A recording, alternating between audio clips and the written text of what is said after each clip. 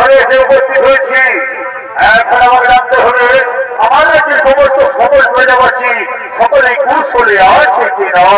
তাই কোথায় কোথায় ওই মন্ত্রী সেনাপতি তাড়াতাড়ি করে আমার সম্মুখে তাড়াতাড়ি করে আমার সম্মুখে প্রণাম তরুণী মহারাজ।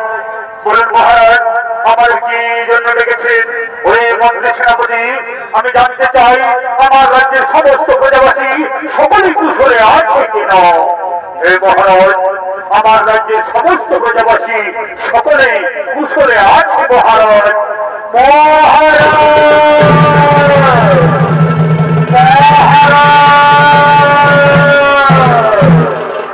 প্রণাম তরুণী মহারাজ। বলুন বলুন রক্ষী কেন আমায় মহারাজ মহারাজ বলে চিৎকার করে ডাকছেন?